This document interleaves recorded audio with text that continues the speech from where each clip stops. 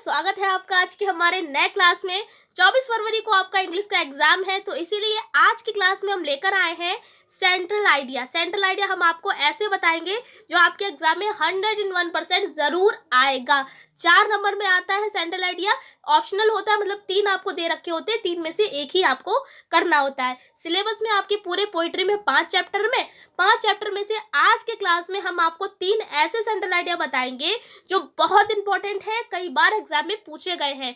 तो सबसे पहले यहाँ पर देखते हैं, तो सबसे पहला जो इंपॉर्टेंट आपका सेंट्रल आइडिया है वो है माई मदर एट 66। ये लिखा हुआ है कमला दास जी ने। तो माई मदर एट 66 ये भी इंपॉर्टेंट है। उसके बाद कीपिंग क्वाइट है, फिर अ थिंग ऑफ ब्यूटी। तीनों ही मोस्ट इंपॉर्टेंट है। केवल आप यही पढ़कर जाएंगे, इन्हीं में से एक ना एक आपका एग्जाम में जरूर फंस जाएगा। लेकिन अगर हम आपसे कहें कि इन तीनों में से एक बता दीजिए कौन सा बहुत इंपॉर्टेंट है, तो कीपिंग क्वाइट भाई बहुत ज़्यादा इंपॉर्टेंट है। लास्ट ईयर भी एग्जाम में पूछा गया था।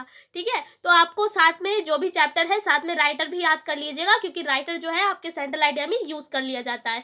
तो आशा करते हैं आपको ये तीनों ही सेंट्रल आइडिया याद होंगे। 3 नहीं तो 2 तो याद ही होंगे, और कोई भी इनमें से आपको नहीं याद है तो याद कर लीजिएगा आपके एग्जाम से पहले। और इसके जो सेंट्रल आइडिया है प्लेलिस्ट में हम मतलब लिंक दे देंगे डिस्क्रिप्शन में प्लेलिस्ट का, उसमें ही आपको ये तीनों ही सेंट्रल आइडिया बहुत ईजी लैंग्वेज में लिखवा रखा है।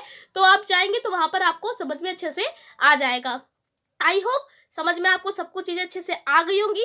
वीडियो कैसी लगी कमेंट में सेक्शन में जरूर बताएं। इस क्लास में इतने रखते हैं, तब तक के लिए जय हिंद, जय भारत।